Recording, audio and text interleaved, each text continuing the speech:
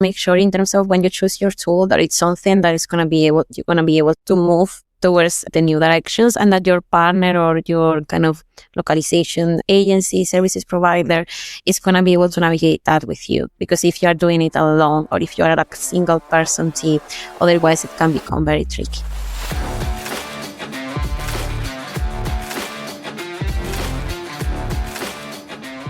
Welcome to the Multilingual Content Podcast, where experts discuss international content management, product localization, and global expansion. I'm Caterina from Undertow. We create and manage localization programs for B2B SaaS companies so they can grow globally. Today, our founder, Nicola Calabrese, will be talking with Maria Caravaca Gomez, Localization Manager and Content Marketing Team Lead at SoSafe. In this episode, they will explore how to build a localization program from the ground up, from choosing the right tools and setting up integrations to establish glossaries, style guides, and quality frameworks before adding any automation. Maria also shares how she balances speed and quality across different markets and content types, how to prove the ROI of localization, and why change management and stakeholder alignment are just as important as the tech stack. If you are looking for a practical roadmap to move from ad-hoc localization to a structured, scalable program, this episode is for you. Let's dive in.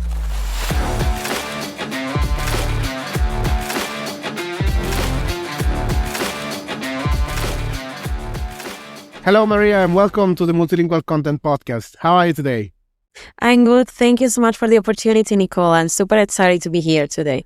Well, it's really great to have you here. And today we're going to talk about how to restructure our localization program and to make it more efficient. But before we jump into today's topic, would you mind introduce yourself a little bit to our audience? 100%. So my name is Maria, and I've been in the industry for around 9 years, more or less. So my background is, as many of us in localization, I started as a linguist. From there, I was very curious about, let's say, the business side of things. So I went into an agency and I was working with many clients, wearing many hats, and in a way, it opened my eyes to different ways of doing localization, but I was very curious about what my clients were doing when I was on the agency. I transitioned into the client side, so working with very well-structured SaaS company for around 4 years, where I built the program. And now I lead localization at SoSafe, which is more on the, let's say, a scale-up side of things. What we do is cybersecurity awareness. So we are a human risk management platform supporting people to have a better journey, let's say, in terms of security. And so you transformed SoSafe localization program from a manual ad-hoc approach into a more structured and integrated system. So my first question here would be what was the breaking point? What made you realize that the old way wasn't sustainable? And what problems, specific problems, did you try to solve with the new approach? Yeah, I wouldn't say there wasn't a breaking point or a moment when I was like, oh, we need to change this. It was more of a realization that the system that we had, it wouldn't scale. Company-wise, we are all about efficient growth or thinking long-term, how can we be more effective? And at SoSafe, when I joined, the talent pool was amazing. We have a really good pool of freelancers, and I had no concerns tied to quality. But the problem was that we had no integrations. There was no centralized system. So there was no content recycling, no content reuse. Tools were not speaking to each other. And when I joined, every request was starting from scratch. So you can imagine, send me a file. I will move the file to another tool. Then I will contact myself manually, the linguist. I will see if the linguist is available, if they have capacity. Then I will handle the invoices. I will manage the queries. So in a way, every single time it was starting from scratch. That might work, let's say, on a very, very, very, very early small scale. But when you start thinking about long-term future or the plans or how your volume is going to grow, or if you want to scale or reach new markets, that's not gonna stick unless you add more people and budget. So for me, it was, we need to start building smarter. Something as well that I think we need to consider in localization is that very often we are just one people teams, it's just one single person doing localization. So it's very important to make sure your systems are very well structured so you can focus on the strategy, or that if you are not that familiar with localization, that you have a good partner that helps you set up those systems so you can again focus more on the strategy side. And related to the system architecture, the way how it is now, how it's looking now, can you walk us a little bit how it is, how it was before and how it is now, the setup, what kind of integration are in place, and what else you might have in the pipeline as well? Yeah, of course. So what was before? Nothing. So it's a very quick answer. No, I mean, there were definitely some things, but they were a bit more maybe on the manual side of like, this is maybe documentation. And if you want to localize a web page, how do you have to do it? Which was basically very Google Doc driven, very, very manual in every way. But there was no tooling whatsoever. So for me, the first step was thinking long term. So I was all about, we need to choose a tool or a localization system in terms of maybe the tech side that is able to grow with us. I've undergone a few transformations in the past.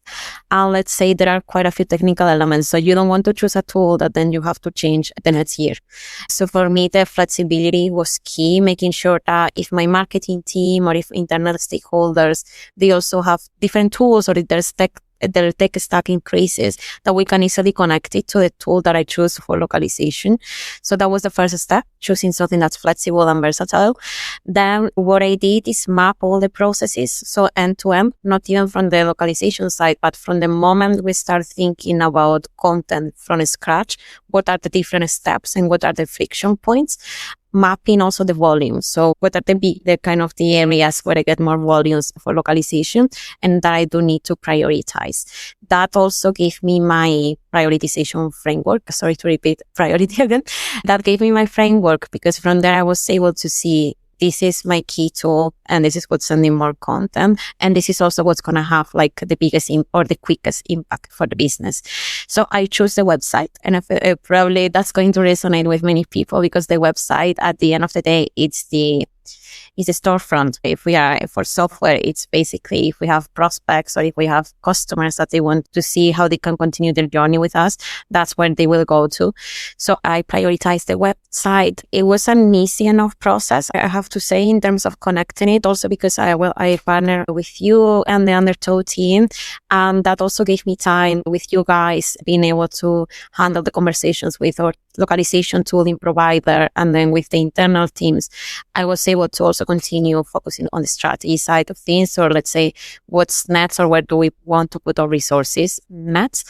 And from there, it's been more progressive on now that we have solved the main kind of pain, not to say pain point, but maybe the area that's causing more friction. What is it going to be next? And when you build the program from the ground up, when you looked at the core components that you needed to establish for, like what did you think was the sequence and the dependency? Where will you start from? What to go next? How did you decide that as well?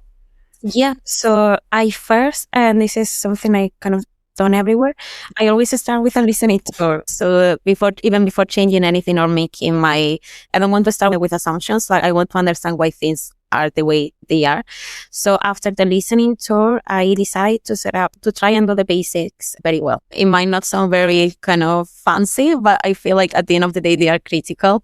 So making sure that you have your glossaries and style guides up to date, that all the kind of, for marketing, for example, it's super key that your taglines are also gathered somewhere so they are consistent across content types. So making sure that linguistic foundation is strong. Making sure that I had the right technology layer. So what does it make sense to automate and to connect with our tool stack, and which processes would require my time or do I need to prioritize first? So that was, without those, I feel like trying to do something more ambitious, such as let's add AI or let's add machine translation. You can do it, but it can be risky. I definitely advise to go first with like a strong foundation. And then from there, there's definitely a lot that you can play with. And the next layer was internal alignment, right? Like localization, or it doesn't work in isolation. We have many internal stakeholders. If anything, I feel like we are one of the most cross-functional teams within companies.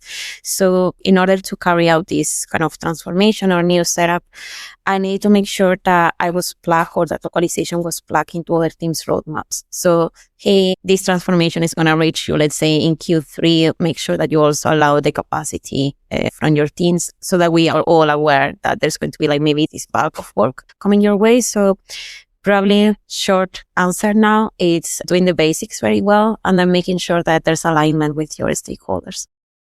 And I agree that getting the basics right is crucial for AI implementation, because if you just don't have the glossaries or anything set up, you will just get generic translations. Yeah, the basics, I really agree. It's going to make a big difference once you start implementing AI. You will see how different results as well. And then it can eventually, like, of course, depending on where you use it, right? But it can damage your brand. Sometimes we try to take the faster route, but just by waiting like a bit longer and doing these basics, there's a lot that can be saved. Yeah, like the setup on Slack to get automatic translations of files. If we started from that, it will be probably very different from how it is now. That you get the files back automatically translated, but at least they're using the right reference now. There's a train kind of system behind it, and it's not just drop it here, because in that case, they could just have gone and used any provider without those. Yeah, absolutely. Having something that you can plug in and kind of knows your business better, it's much better. Let's say you're a SaaS company that is doing like everything manually related to localization. So what do you think is the one metric or KPI that best demonstrates the return of investment of moving to a structured, more automated approach like the one that you built at SoSafe? So what I used here internally, actually, it's and at the most basic level. I feel like when you don't have anything, it's very easy to establish a clear efficiency ROI. So time and cost savings is very easy to argue. And in a way, it's going to open many doors because you are already coming from a position of, I made your life easier and I'm improving the processes. So that can be an entry point, but it shouldn't be the full picture. So I like to use efficiency as my entry point, but then there's definitely advice, I would say, if for people that's early on the localization journey, use that to then have more strategic conversations. So I made your life easier, but I can do so much more. And in my case, I've always reported into marketing, and then marketing at the end of the day, so we want leads, we want pipelines, we want MQLs, and we want organic growth. So I, in a way, moving from efficiency, what I try to argue is now we are able to launch faster. So when we run a campaign, and in the cybersecurity space, which is the one that I occupy now, you cannot launch a campaign in English because you cannot launch a cybersecurity campaign in Spain using English content. It's just definitely not going to make it for you. So now we are able to launch campaigns. I think in the past, well, the timelines were quite longer, but we are able to go all the languages at the same time for those markets, quite in a very, I would say, like a streamlined and easy way. And that speed, that translates into campaign launches, which is leads, faster traffic generation for our website, which is organic growth, and then pipeline at the end of the day.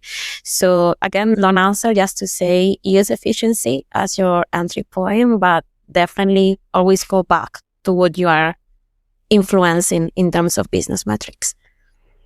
Yeah, I agree. I always say there's two sides. Like one is you gotta go quicker, so you get more velocity for marketing campaign in that case. But on the other hand, it will be like peace of mind. Like you don't have to worry about this too much. It's not gonna take too much of your time, because it's, especially if you're a marketing team, let's say co-ownership is on something else. You have so much on your plate already. Like localization doesn't need to stack on top of it and build extra effort. Yeah. Exactly. It should be a bottleneck, or it shouldn't be something that someone that's running a campaign feels like, oh, I need to go through localization. That's going to be painful. Like it should be kind of an enabler and not the opposite. Yeah, that's the right word. Yeah, it really enables, and also enables like revenue growth as well. So that's let's say the positive on that. And as you said, obviously, when you scaling up the localization, you increase the speed to market. How do you find the balance between speed and quality? Is there any trade-off maybe that you have to do or something to keep in mind? How do you approach that? Yeah, so trade-offs, many all the time. I feel like scaling at the end of the day is about making choices. Like sometimes you decide like an area is going to have maybe lower quality, but because maybe you see that the impact is in a different area. So it's all about it's all a trade-offs game. What worked for me really well here, and then also in maybe in my previous company where there were multiple channels and then there were multiple content types, is mapping all the content types against the different market priorities. So for example, you have your tier 1 markets, your tier 2, or markets where you just are at an entry stage, or markets where you want to develop and grow more. And then mapping all of that and deciding what's the level of investment I want to implement in terms of localization. All of it with a clear journey. So let's say for my tier 3 markets, I'm going to start with maybe a bit more of like an empty strategy, but then once I get to the core areas, it's going to have like a more quality. So what I use is the high risk, kind of high impact framework that we're all very familiar with. So for our hero content or our homepage, those pages, they require top quality, because in a way it's tied to brand reputation and you want to make sure that the experience there is the best one. And then from maybe areas such as long form content, how to content, there it's safer because at the end of the day, the user, what they want is to understand what is it that I need to do here. So there it was easy. I decided to go with an MT strategy. So this is to say my key trade-off was not all the quality needs to be outstanding, let's say, in all the different content types, but making some hard choices in terms of here, maybe it might not be top tier, but it's because we are using those investments to put the resources into maybe our key journeys or our pricing journey, where we definitely know that those are going to have a bigger business. Sorry to interrupt your listening, but do you want to grow your B2B SaaS in international markets? Because every country is different, and what users value in one market doesn't necessarily matter in another one. At Undertow, we help B2B SaaS companies like yours succeed in their international expansion. We create customized localization strategies that address the unique challenges of each market. In this way, you can effectively attract, engage, and convert customers worldwide. Visit undertowlanguages.com to find out more. And now back to the show. Yeah. I mean, then that translates into like the different approach of localization as well, and the investment. You have taglines, you need transcription there. It's more, let's say, people-intensive work. And then going, let's say, at the lower tier, you might have like something, let's say, help center. Maybe they're just fairly straightforward. They mean constraints there. Maybe it's like the UI elements, the glossary that needs to be translated accordingly, so it's not confusing for users. But the automatic translation, AI translation can really help there. Yeah, I absolutely agree. And otherwise, because nobody has an infinite budget, so you need to allocate accordingly. It will make our life easier because it would be just consistent across the board, but unfortunately, it's not the case. It's not a reality. So yeah, and as well, I agree. Like the market potentials, and there's also like, there might be markets that are less mature than others, so they might need more hands-on approach, like more adaptation, but they don't necessarily have the potential, revenue potential, and you don't have the budget to do all of that. So it makes sense to prioritize markets according to how much money they're gonna bring in and how complicated it's gonna be to like get the share of revenue. Yeah.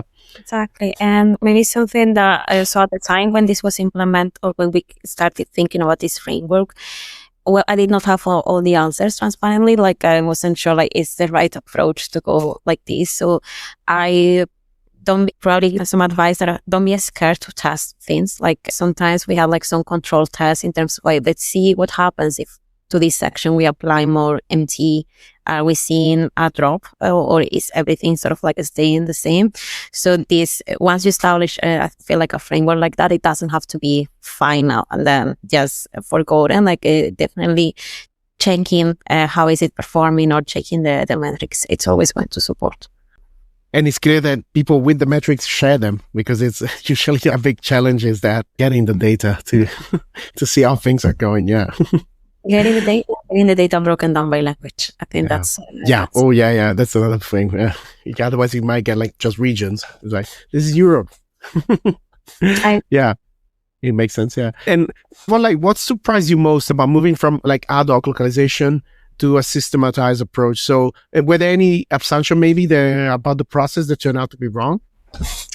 So I would say, and this is an assumption that I even had myself, or maybe earlier on my career, that I assumed that by moving maybe from an approach in that it was very maybe one-on-one or personal, or like very full-on human translation, there was going to be a huge drop in quality, and then in metrics, kind of tied to quality. In my experience, and after a few transformations, that hasn't been true. So if anything, what I found is that by adding more structure, I achieve more consistency with the new systems. And that I also came to realize, maybe tied to what we were saying before, that by making those hard calls on here, it may be like a good area where to implement other types of localization, I got more resources to then put into key journeys, or like more experiences that we know are going to move the needle more for the market than other areas. So I would say the quality assumption. It's something that I even myself, I fell into. This is going to make maybe our lives. We are going to see it in the metrics that the changes that we are making here. And I feel like at the end of the day, it's not sacrificing quality. It's just like redefining how you achieve it in a way. Yeah, again, I think it's all about allocation. Some assets, like the much more allocation of resources, is not going to make that much of a difference. And others, which are critical, sometimes are like under financed, and they end up not performing that well. So that might make the difference. Again, the finite resources, that's the big constraint for everybody. Exactly. And beyond the tools and the integration, like how did you need to change the way your team or the people around you are structured, the cross-functional collaboration? You said, obviously, and I agree, like localization touches so many different departments. Is there anything specific that you had to do, like, say, organization around the organization of people? Yeah, so I would say the people aspect is so important because, it's not, you are changing ways of work. So it's not that you are only changing a localization setup. You are also changing those that are in charge of the channels, or the ones that are creating the content. So when you are changing something that might have been working in the past, there's a level of resistance and maybe uncertainty that you need to navigate. Like I see it even from my own perspective. If someone comes and says, I want to change this process, I would be like, wow, why? So first, navigating that and meeting all the different teams with empathy. So trying to understand when there were some concerns with the new system. What were the concerns about? Is it because were they expecting like a quality drop, or because of they feel that they are not going to have the capacity to support us in the transformation or on using these new systems? In my case, at SoSafe, luckily, everyone was very open to the change. So I laid out like, this is what I envision for us, and this is at the end of the road, this is where we can get to in terms of particularly efficient if we all navigate it. So I got buy-in also from leadership quite early by showing what's the kind of like the old and the new. But then I was always also very transparent on the transition phase. I think and this was a learning for me with my first transformation. And tied actually to your first question too, I assume that once you prepare a system, you connect it and everything goes flawless. But I think there's a transition in which you have your old system running with your new system to make sure that content's still being published. And there's that deep incapacity. Like you need to plan for maybe a bit more of extra support there. And then things get really good. Like once you disconnect the old system and you're only working with the new system, everything is great. But being able to share with your stakeholders, and so they prepare on their side, on their roadmaps as well. And that definitely was part of the conversation. And always showing the wins and then reiterating. I feel like it's not once you connect the system, it's done. Then you need to see what is it that's working. You need to review, you need to have your feedback sessions. And in working with the people, if you suddenly just drop the conversation after that connection or that new process happens, that's definitely going to hurt the trust that they put in you. So I'm not sure if that answers the question, but that's the way that I like to approach it. So first with kind of empathy, then trying to set the right expectations and make sure that they feel the partnership and that they see the benefits in what we are trying to achieve. Oh, makes sense. And I always say there's a lot of change management connected to localization, changing your setup. Things might be set up in a certain way for a reason. So it's not necessarily all bad when you're changing something. There might be a reason for that to be that way. Exactly. And I feel like maybe it responded to a business need at the time and it's all for it. And when we try to change a system, it's because we are trying to respond to a new business reality.